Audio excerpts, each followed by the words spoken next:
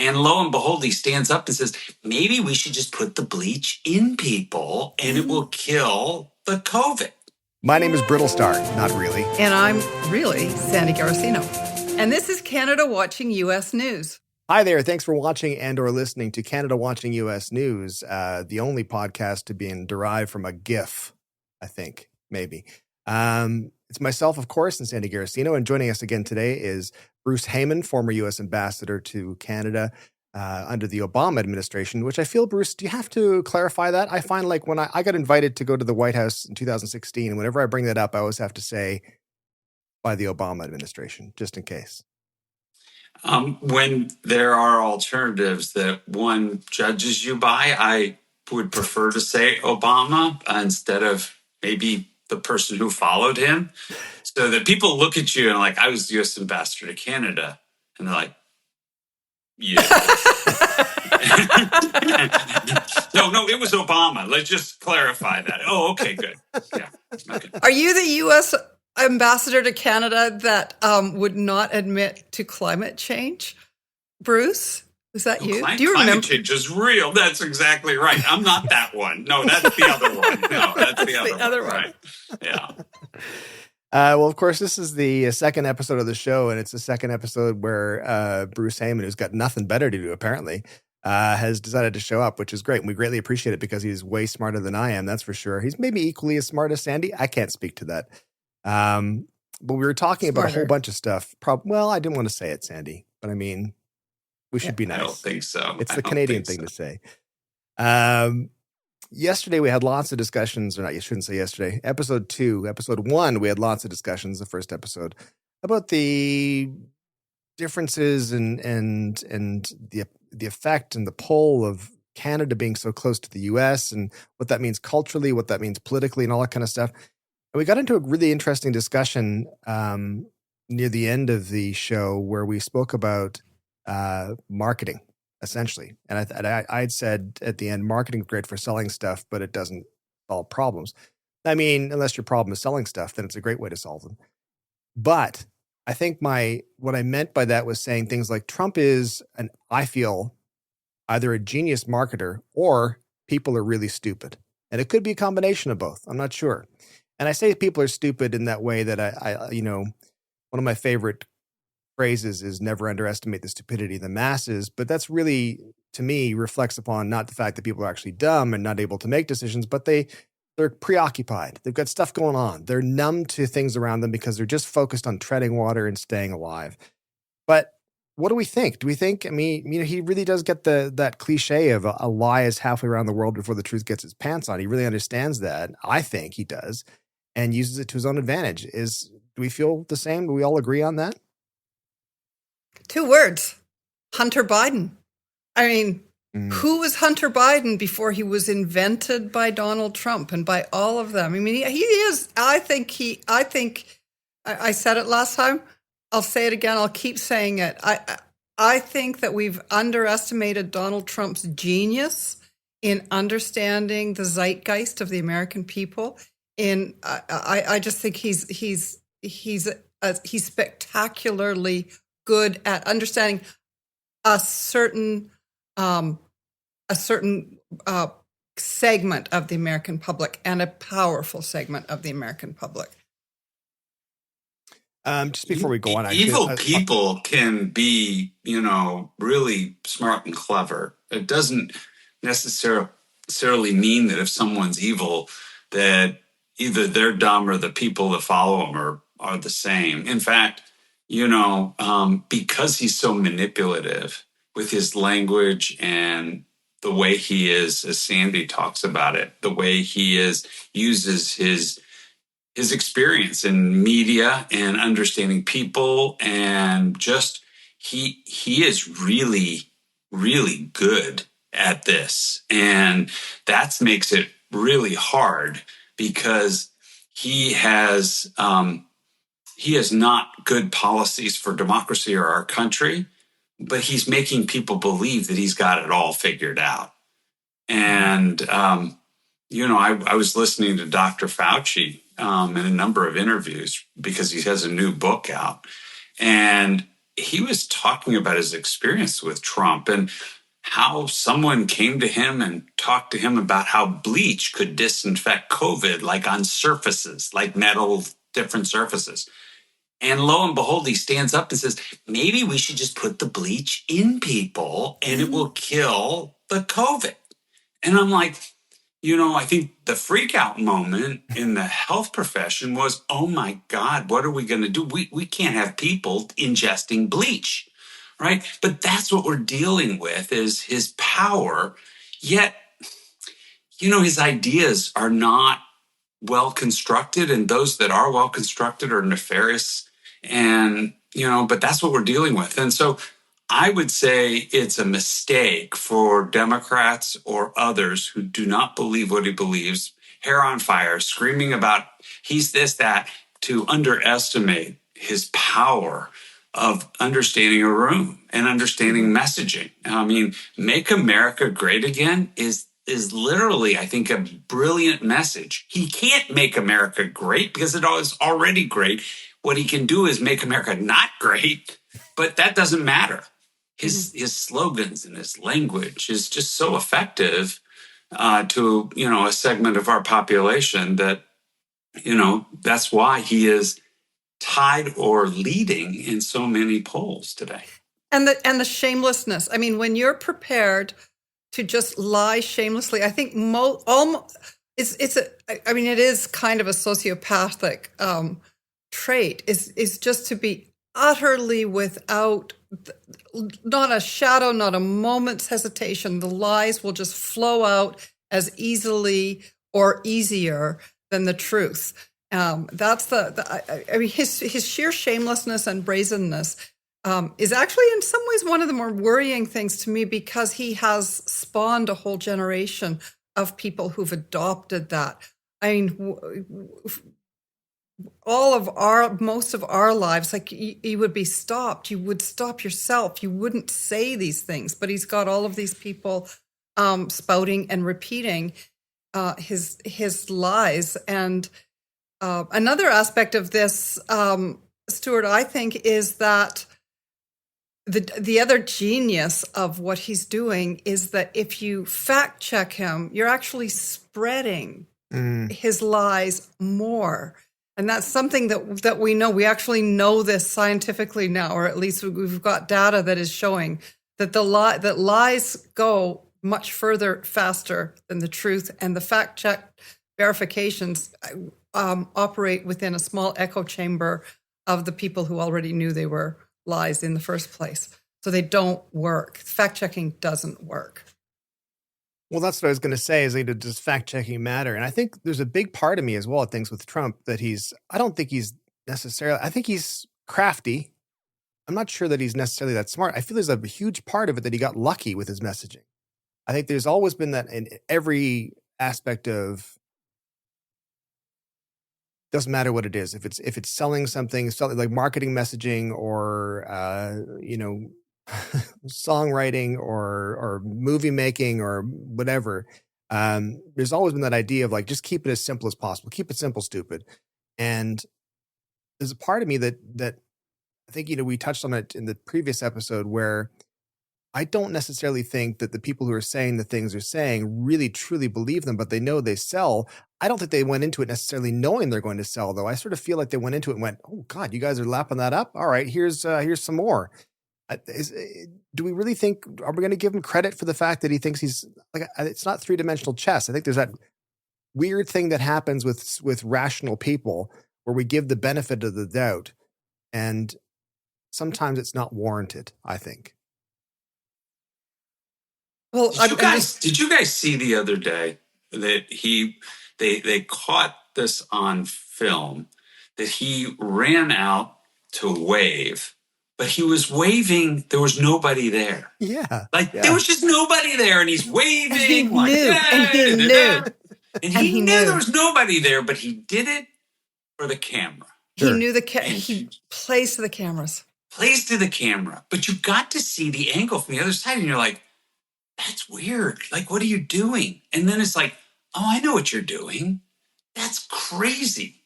And so, look, this is what we're dealing with. And,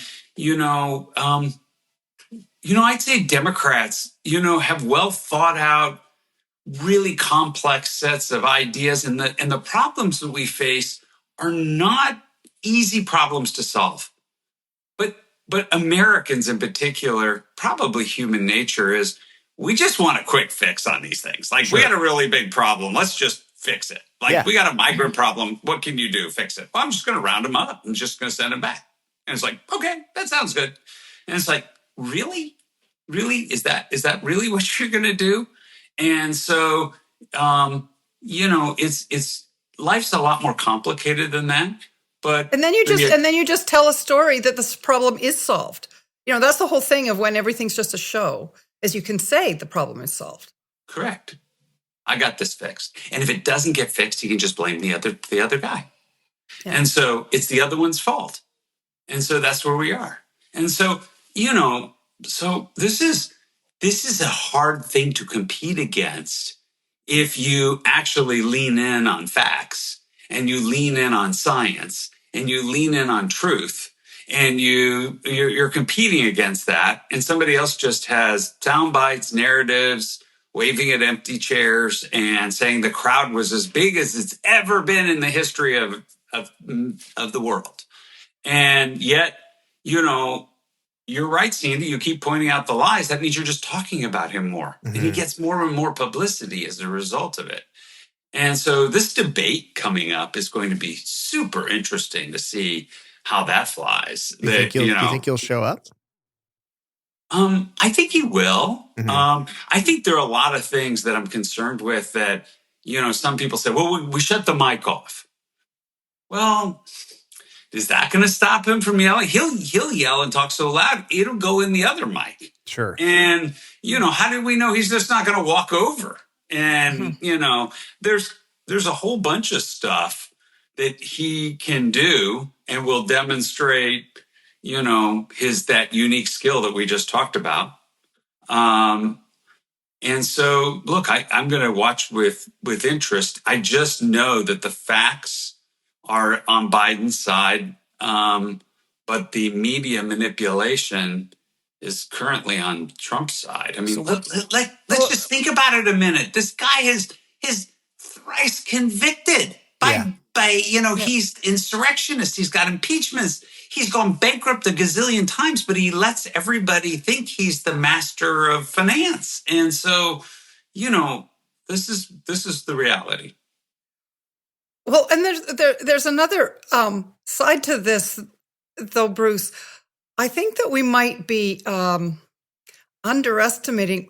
Biden kind of has Trump's number. If you like, he's got an interesting way of approaching this. Like I things like I hear you're free on Wednesdays when that was tweeted out, referring to the fact that criminal courts in New York do not sit on Wednesdays. So he's got. I don't think that Biden's. We're kind of falling into the trap of, well, Biden will have a hard time dealing with him. Biden's actually one of the few people that has ever kind of known how to handle Trump. And Biden also has another advantage that nobody else has, which is that he is the sitting president of the United States, and Donald Trump is not. And he is also the only person who ever beat Donald Trump. So I think, and that actually eats at Trump in a way that I think that we don't necessarily. I think a debate, if Trump shows up, could be very interesting. The last debates didn't go all that well for Trump when Biden met him before, and I'm remembering the Biden that we seem to have all forgotten of the State of the Union address, which was only a few months ago, when he was playing rope-a-dope with the Republicans, like on the floor of the House, when he was like literally playing with them, dropping little baits, luring them into traps and trapping them right there on live TV. So this is not a guy who is going to be run rings around. by Donald Trump. Anyway, we'll see how the debate goes. But there's one thing that I wanted to say, just on the question of, well, why are we still talking about this guy? Could we not talk about this guy?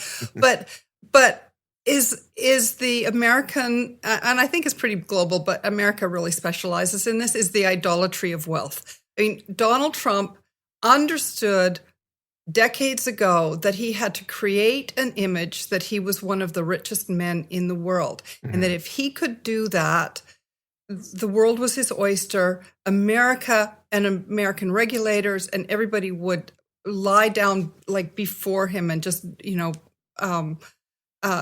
genuflect in his wake. And they do. And I mean, I've seen this close up in other situations, the sheer intimidation factor of wealth and how much it's idolized by the American public. A wealthy person can say anything and be believed by a very large number of people. Do we know how much Biden's worth? I mean, I would put money on the fact that there's a chance that Biden has more, liquid assets than Trump has. Maybe now that Trump's had to come up with hundreds of millions of dollars in, in kind of bail money. But,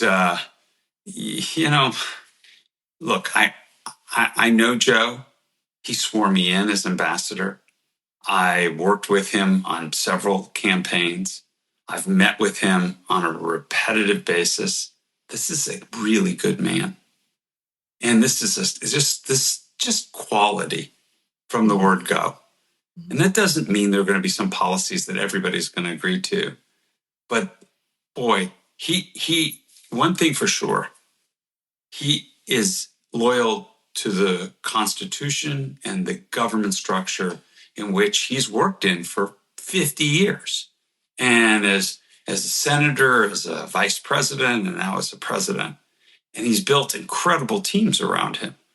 But there's something going on, and we're all talking about it, that causes the person with all the flaws that we all know and all the evilness that he espouses directly. I'm not being hyperbolic here. He just says it out loud.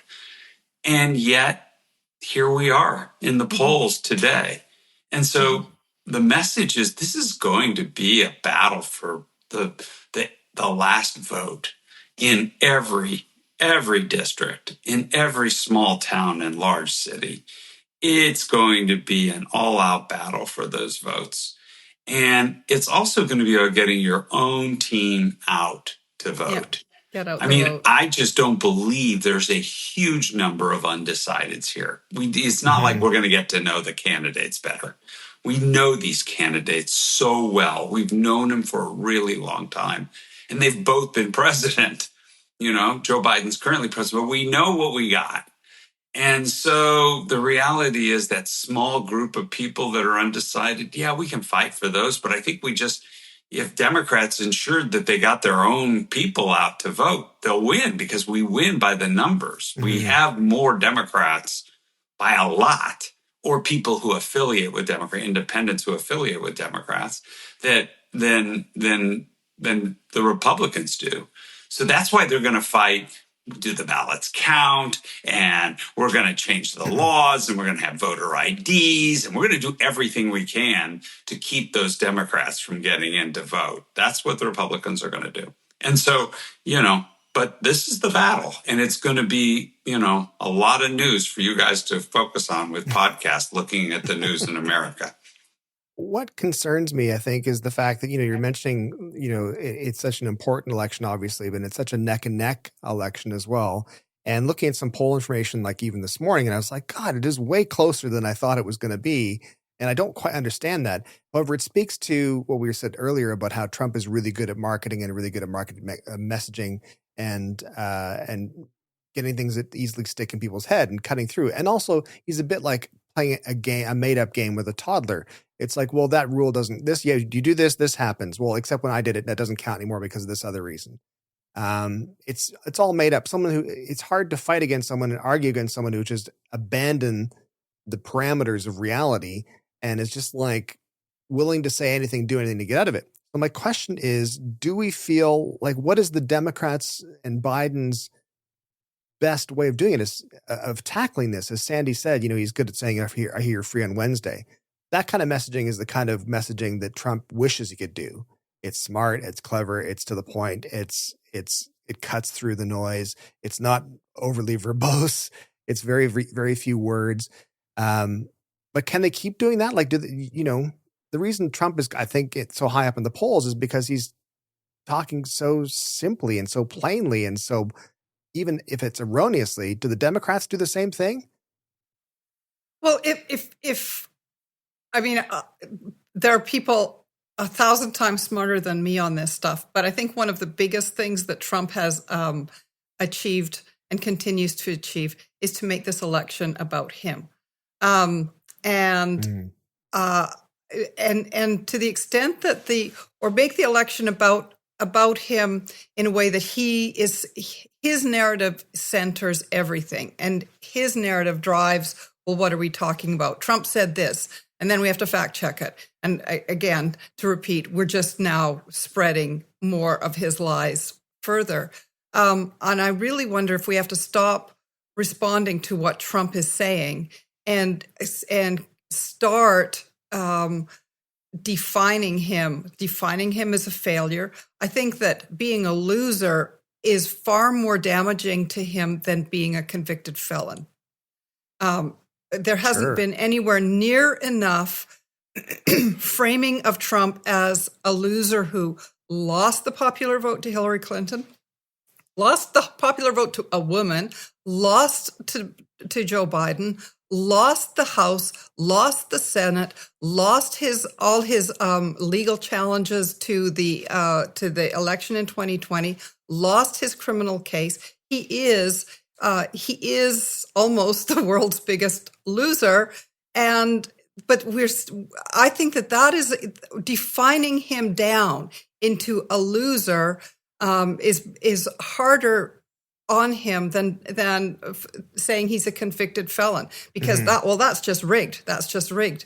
So I think that and going at his weak spots instead of responding endlessly, because the Republicans are phenomenally good. I mean, I mentioned Hunter Biden off the top. Hunter Biden is a nobody, is a nothing in all of this. Never was anything, but it was all invented and turned into such a thing that it's been on the front page of the New York Times how many times? And that's a deliberate strategy.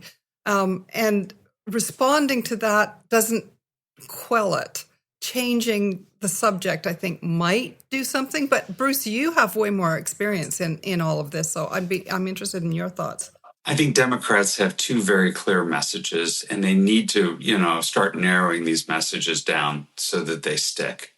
And the first one is that Donald Trump is a convicted felon and a loser.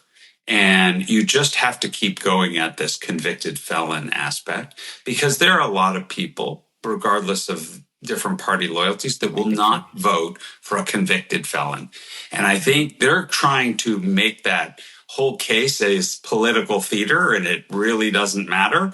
But I think you got to drill down hard that he's a convicted felon. Number two, Democrats have to go hard on women and women's choice. And it's not just abortion now.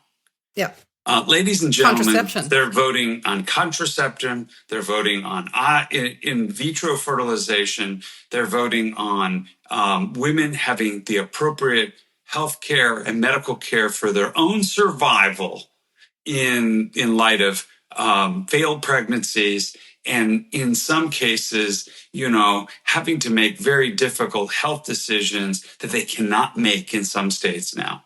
And so I think the Democrats have to go incredibly strong there. I think women will and can win this for the Democrats. They'll come out. We've seen votes that have taken place, even in the reddest of states.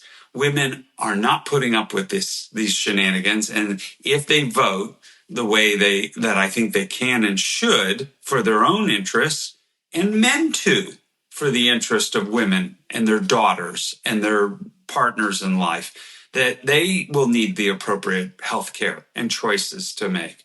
And so I think this is such a strong message, and it's clear, and they can't deny it, and they fight. The Republicans aren't aligned on that message, and they fight among themselves about it. And so I think it's a clear winning strategy for the Biden team. And there are a number of others, but we get too complicated, and we just go into the weeds too much. And by the way, the Trump team is going with one strong message, and let's not make any mistake about it. They're going to talk about the capacities of the president. And they are trying to get film clips and sound bites and do everything to cause people to question whether or not he has the ability to stay in office.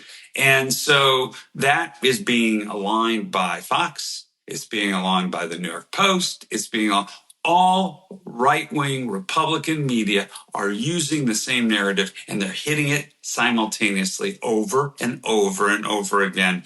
And it's causing people to say, maybe there is something there. And so, along with AI and fake news and recasting videos and doing angles that give appearances, this is what's going to happen. And it's going to be these two narratives, I think, that are going to go back and forth over the next few months. The debate will be a time for the Biden team and the president himself to demonstrate that that's a false narrative, just like he did at the State of the Union. I think, it's evident, as many people have said, you've got two of the oldest candidates for presidents ever running, and two old guys, without question, are there. You can even tell since 2016 that Trump has declined tremendously as well, physically, and some would say mentally as well. I think the one thing that stands out to me as the saddest point for me is that you look at Biden, and Biden is an old man without question. He's younger than Paul McCartney, but less spry somehow than Ringo Starr. But my one thing that I feel feel the worst about is the fact that if he was just a little bit younger, even 10 years younger, we would be inundated with videos of him in what are they called? Convertible Corvettes with sunglasses, just tearing out a frame. Every frame would end with him just screaming away. And maybe he still could. I don't know. Maybe he hasn't tried that yet. Maybe he's saving that for a little bit later. You had mentioned about the pushing hard on the convicted felon aspect of Trump, the fact that he's a loser and a fraud. I would say that the convicted felon part is meaningless, because first of all, you're going to get a bunch of people who are going to say he was railroaded. He was fixed. It was a rigged trial. It's all bogus charges. None of it's real. None of it actually happened. He's just being essentially martyred for this, the what's good in America. And of course, I think as well, and I don't mean this with any, I was going to say I don't mean with any disrespect, but it's not really, there's no respect or disrespect in it. I mean, America is always kind of like the Jesse James outlaw sort of archetype of someone. It sounds like someone who's bucking the system, who's like fighting for true justice underneath an unjust system. So I would say that, pushing the loser fraud thing is way more effective. I think the women's rights and contraception and control over their own body and choices is going to be top, followed by trying to frame him as a loser and a fraud. I think convicted felon means nothing. I think all of us wanted it to mean something, as we, I can tell you that my kids were sick of me from 2016 on going, listen, this is going to take him down. This is going to take him down. This is going to be the end of it. Someone's going to come along and someone's going to say, nope, you can't do this. And then, of course, those things eventually did start to come along, and nobody cared. The people who cared couldn't do anything about it. And the rest of the people who were supportive of Trump were like, whatever. It's probably just a fake thing. Old news. It's old news. We're used to this. So let me just give you a counterpoint to that, if I may. And the counterpoint is, remember that the narrative is going not to the MAGA base from the Biden team. Mm-hmm. Those people are settled in their vote. Yep. Sure. You can tell them any kind of narrative you think makes sense or doesn't about Donald Trump. They're not changing their vote. They're not. Mm-hmm. The narrative is maybe going to your base, to get them to turn out. So you want them, you got to make sure that, hey, if I'm not inspiring you, I'm going to scare you about what this is going to be. So you need to get your base turned out and freaked out and making sure they show up at the polls. And then there's that small sliver that's bouncing, like, I don't know, should I vote this way or this way? Really small sliver. We're going to spend multiple billions of dollars to go after this small sliver in America. And that narrative, that narrative is part of that shortened narrative about women's rights and choice, part of being a loser, part of being a criminal. I think all comes together and creates at least a narrative of, you know what, I can't pull that lever, And so, but you're right. The base is apparently feeding off of his conviction because they think it's somehow the Biden team is going after him and they're trying to help him, help their guy. He was on Logan Paul, who is he's a WWE personality now. He's a content creator and all that kind of stuff. But he went on his podcast and, all right, am I getting it? Or is it Jake Paul? I can't remember. Right now, Owen's telling me who it is, but we'll figure out who it is later. But he said basically that they talked about the mugshot that he had, and then he pushed his merch. Trump pushed his merch about this mugshot picture, which says never surrender, which is hilarious, by the way. You have to surrender in order to get the mugshot. But that's just splitting hair. Like, that's not a detail that's important, I guess. And he said, it's kind of like, Sinatra had one, Elvis Presley had one, pretty cool. And it's mind blowing to me. Yeah. Because it's like, it's the perfect defense to say, no, this is cool. And then everyone goes, oh, I guess it is. And I can't, I mean, especially for the party of law and order, it seems like they are, I don't know what planet they're on. It's weird. It's their law and order. I just want to talk about the reproductive rights issue a little bit because,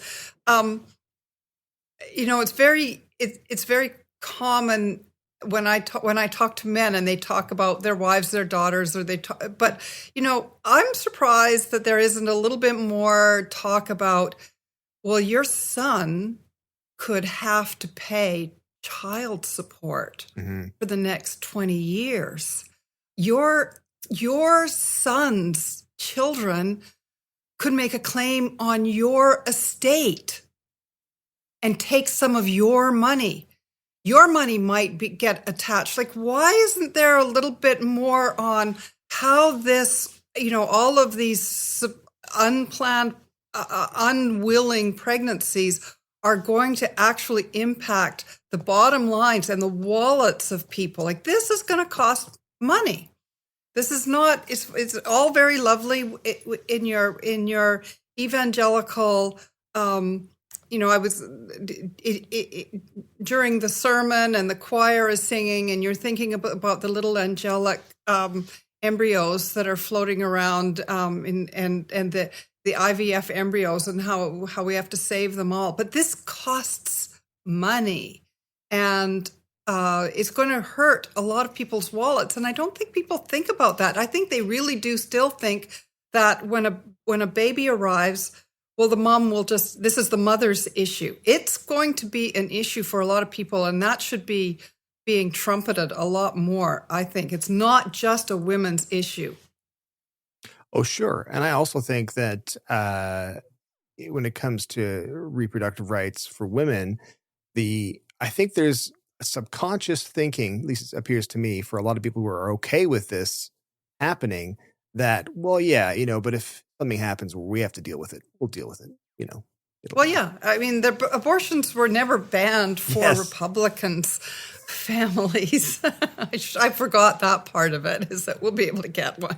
I do find it really entertaining, the fact that this is Trump. You can see he's visibly slightly uncomfortable with this as well. I think he's like, yeah. No, it sounds like a great idea. And he's probably thinking to himself, I would have so many kids right now. It's the one thing that he does pause about when you're talking about brazenness, isn't it?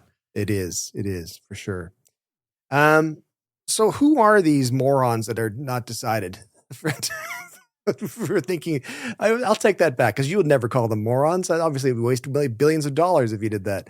But who are these people that are thinking, I'm going to, maybe Trump's okay? Are they just so consumed by like, are they treading water? Are those the people who are just like, I cannot see anything beyond this afternoon? Is that basically it?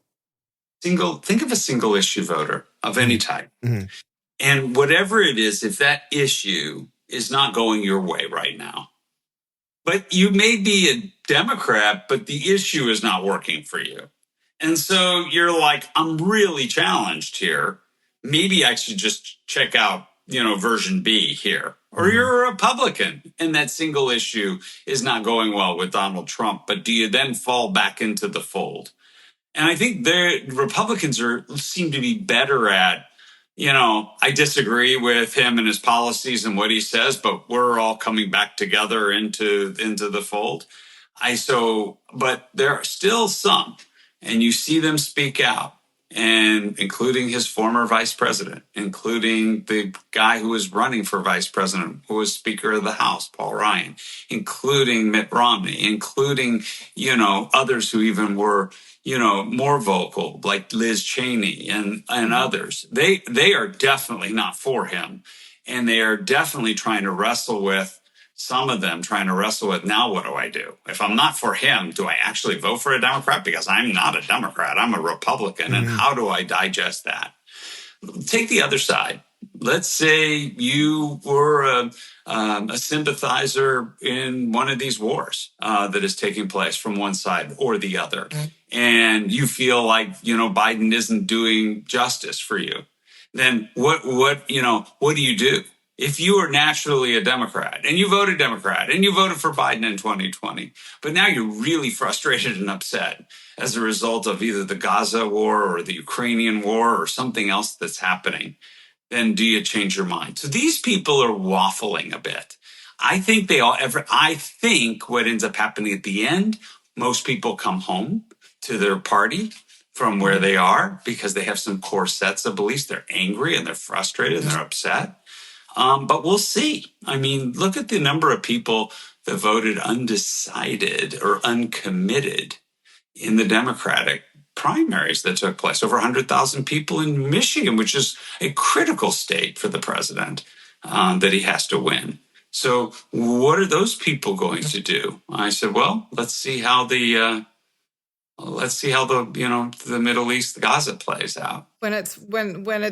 When it's really on the line. I mean, when it's a stark choice. It's one thing when there's an issue that's like the Gaza issue, which is fully in the news in this moment. I feel like in November, I think events will have materialized that it will subside as an issue, but it was a huge issue during the primary, during the Michigan primary season. So, and people weren't given a choice between Donald Trump and Joe Biden at that moment.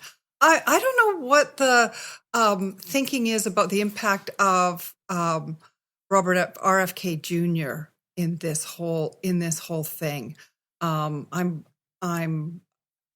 very anxious about that because if the choice is a head to head, that's one thing. If people have a place to put their protest vote, that does worry me. Doesn't that just split the Republican vote, though? Isn't that possibly a good thing? I think there's I don't think that there's a clear. I don't think it's clear. I just don't think it's clear right this minute. What's really fascinating is he's now polling at 15% in 3 of what he needs to have is 4 polls to get on the debate stage. And so he is with, there'll be some debate and competition and whether he's registered in enough states and et cetera, but he may qualify for the debate, which would really change the dynamic a lot, right? Mm-hmm. And so I think if you're frustrated with both the elder gentlemen, one's a gentleman, the elder men that are competing here, and maybe you look for the slightly less elder guy who's, Mhm. I think he's in his early 70s, but the youthfulness of Robert Yeah. Kennedy in his early 70s. But look, I've met him. Vicky interviewed him on stage at Sundance, focusing on water rights and the focus. He has a very strong environmental background and very strong environmental policies. And there are some people that's their big issue, and they may find that attractive. And the Kennedy family name is attractive, albeit everybody in the Kennedy family says he shouldn't be president, except the guy in the mirror.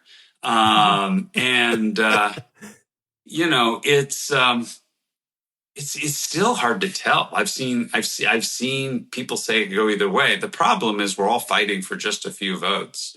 And so if you see Donald Trump attacking him, which he turned around and started doing more recently, I think they're basically reading that it might be coming more from his pod than elsewhere. Yeah. Yeah. Although it is interesting in the primaries to see how Nikki Haley has been performing, even though she had conceded some while ago, and since then has even endorsed Trump. But it is interesting how well she was still performing in a lot of these states. So that does kind of make me wonder about how soft Trump support really will be when it's time to pull the lever. But you're right, Bruce. It all comes back to swing voters in swing states. Swing voters, swing states. Swing states. Those and get your base people. out. Get your base out. And get out the vote. I got to get a GOTV. You'll hear it over and over in the U.S. What is GOTV? Get out the vote. Right. And so that's what America and both parties are going to focus on GOTV. Yeah. And both parties are going to look at swing voters in swing states. That's the game. This is it. And they've got to get their narrative tightened up to where they think it rings true for that narrow slice to give them the victory that they need. So explain to me like I'm an idiot, and don't make any jokes about that. They're evident. So the concern for RFK votes is that he's going to take away that little tiny division between the two. He's going to eat away at some of the Biden votes as well. Is that the idea? Yeah. Right. Yeah, it could be. Right. Could be. There, right now, so we've seen some slippage in black males for Biden and some slippage in youth vote. Some of that is due to the Gaza war, and some of that is due to the narrative that's out there. Hey, you got nothing to lose. If life's not going well for you, give us a shot. Try us, And they're trying that narrative. But it's so fake. But unfortunately, I see it as fake. He went to a black church, filled the pews with white people. And then the black people that were there are the people that travel with him. They weren't even the local members of the church. So, maybe there were a few, but, they were there. Man. And then he leaves that and goes off with a, racist, guy who he's just lauding. And it's like, I thought you were going after the black vote. Like, what did you just do? And the whole thing's a sham, but that doesn't mean he can't con just a few. And all you need in this election coming up, because of how close I think it's going to be and how close the last two have been, that, if you just persuade a few, that moves the dial. So how do we do that? How do we get people past the selfish waffling of, I get it. I totally understand it. I really do. And I know I jokingly referred to people as morons before, and I'm saying jokingly so people don't get angry at me. But I get the idea that people are focused on one issue. There's real life things happening. And this one candidate saying, listen, if you vote for me, that won't be a problem for you anymore. Okay. I can see the benefits of doing that. However, what I can't wrap my head around is the idea that you would do that at the expense of women's rights, reproductive rights. I don't get that, or how you would do that at the expense of, wait a minute, we've got a guy who's evidently out for himself. he's going to be bad in some way. And it might not affect me right away, but it's going to probably affect people around me, and it's going to eventually trickle down and affect me in some way. How do we convince those selfish wafflers, or maybe tricked or misguided people? How do we get those people to be like, you know what? You're right. We do have to get out the vote. We do have to go vote. How do you do that without having them just go, this whole thing's a sham. I hate this whole thing, which is easy to do. Peer influencers. I think that you get a peer, either that or somebody that they truly idolize and follow on social media, or a musician or a sports celebrity, or you got to get to people. The name we're not saying. We're swiftly not going there. We're swiftly backtracking. Exactly. But the point being, there are people out there that have as much power of influence on decision making as Donald Trump does in his own crazy, nefarious way. And so we need those people to stand up and speak out. And we're starting to see that. The Biden campaign started rolling out a number of celebrities here. They just had a big event in Hollywood this last week. But I think they're going to have to get those influencers one by one to go to their networks of people who follow them, that follow them on television or on in the music venue or the arts venue or the sports venue, and get those people say, you like me, you follow me, come on, we got to do this. And my guess is that the Democrats are going to be able to line up a lot more of those people than the Republicans will. But you're going to see that, I think, pretty heavily coming up in the fall, no doubt. It's almost like it sounds to me like the best angle would be voter education, in a sense, to have those influencers, whether they be actors, musicians, whatever, just general notable people, saying, here are the issues that are important to me, and this is why I feel it's really important to vote. And as opposed to saying, hey guys, go vote for Biden, and just being told what to do, saying, here's why I'm going to vote for Biden. So this is what I think you should go vote too. If those things are important to you, you should go vote. Is that sort of the idea? Is just to get them sort of motivated and seeing the bigger picture? Yeah, I think so. But let's do this, You're some famous female musician with a lot of big hits that are coming out one after another, and you stand in front of record crowds and you say, hey, let's do this. Let's just pull out your phone. You got your phone there, everybody? I want you, if you're 18 years or older, I want you to go to When We All Vote. Or votefromabroad.org if you're outside the United States. And if you're an American, I'd like you right now, we're going to do this. I'm going to sing a little soft song in the background. But when you're done, I want you to hold up your phone that you just registered to vote. And boom, 50, 100, 200,000. And now when you're done, I want you to send this link to every one of your friends and tell them that I said, let's do this. And whoever that person may be. And, I think we got to do this. We got to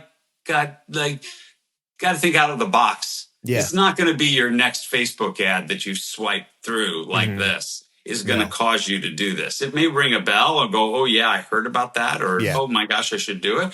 But I don't think that's the driving force. And I think you're going to have to do it during the fall football season and Major League Baseball and hockey. You're going to just have to get all these stars to figure it out. And I remember so clearly the Raptors, and many of the Raptors and the coach were out promoting, if you're an American, you need to vote.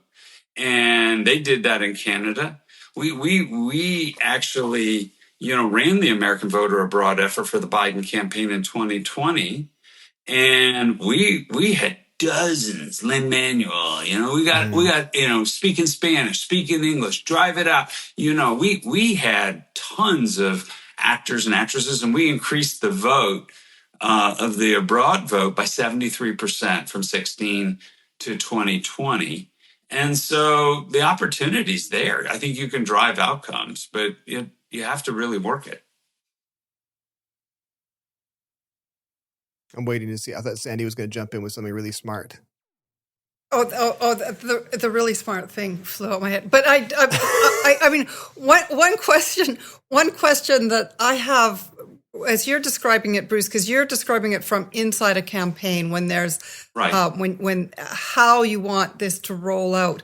I'm wondering is, how soon do you want those kind of announcements to be coming, or do you dilute their effect if they come too early?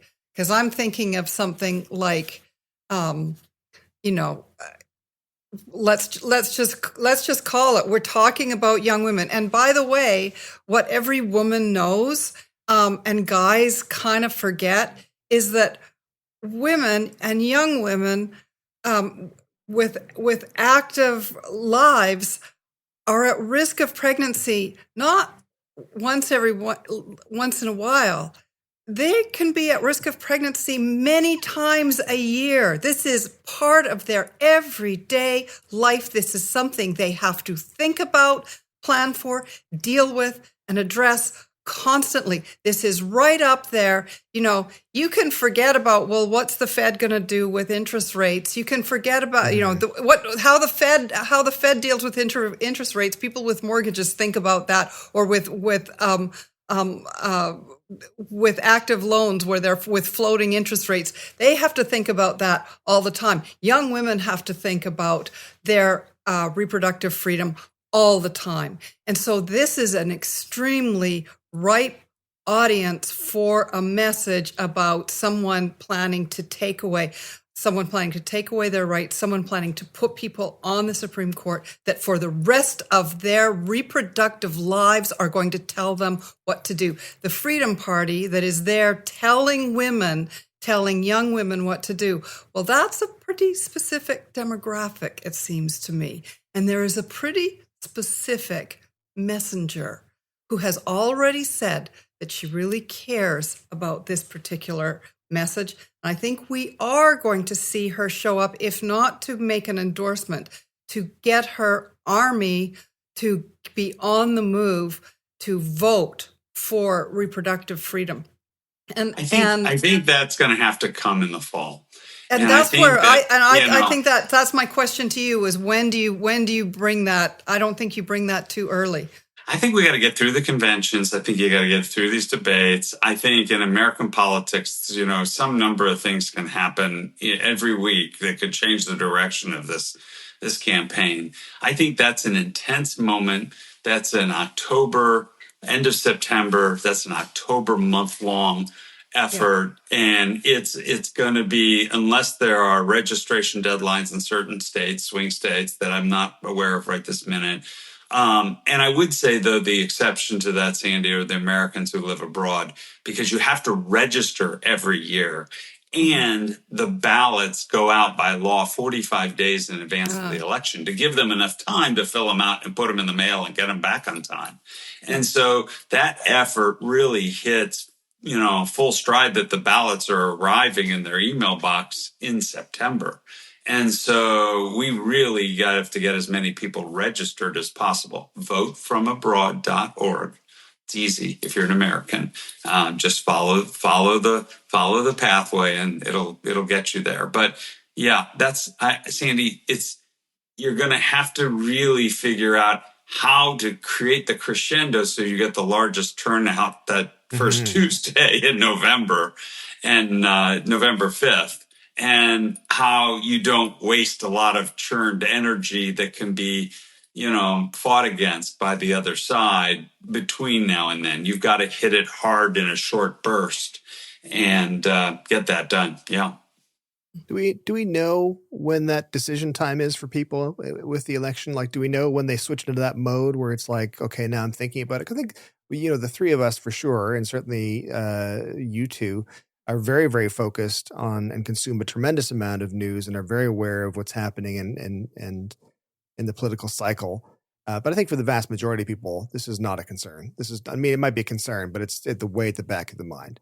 Do we have any idea when those people that comes to forefront? Like, is it on election day, or is it like? Well, it's a little late. Election day itself is a little late because people are planning their lives and they want to make sure either I vote in advance on an absentee basis because I'm not going to be in town or because I don't have childcare, because I'm going to work that day and just can't go vote and I want to vote. So there are mechanisms to allow you to do that, but you're going to have to prepare for those in advance. The window traditionally is after Labor Day to Election Day. And that window is the intense period of time to hit it hard to drive the outcomes that we want. And so, even if some people say, well, the campaign's not doing this or doing that, or I can't, don't worry about it. I mean, this is all like we're building foundation level work right now, but the real intensity comes after the conventions. And it really happens when people get back from their summer vacations and they start focusing on work and school and the election. Amazing. Well, I think we can probably wrap there. So thank you so much, Bruce, for joining us the first 2 episodes of Canada Watching U.S. News. Great insight. You put up with my idiot questions, and you, of course, had a better time talking to Sandy, but I think that's evident for anyone who's talking to not me. It's a fact, actually. You don't have to be cruel. Don't get all American on me at the end of this. False modesty here. I'll be Canadian. Sorry. It's sorry. It's pronounced sorry. Sorry. There you go. That's better. That's better. Sorry. To everyone else, thank you for watching and or listening to Canada Watching U.S. News. You can subscribe at CanadaWatchingUSNews.com. You'll get an email notification each time there's a new episode. And of course, you can subscribe and follow on your favorite podcast platform. Again, thanks for listening. And thanks so much, Bruce. I really appreciate it. And we'll see what happens. And we're going to cross every appendage I have, I think, is the idea. That's what I'm going to do. Thanks so much. When do we start drinking? That's what I want to know. We've got to start drinking for these. I can't believe she's behind us. I mean, I know exactly. Sandy, I thought you were with us on There's this. some excellent American beers. Well, soon. Anyway, bye everybody. Thanks so much. Thanks for watching. Bye.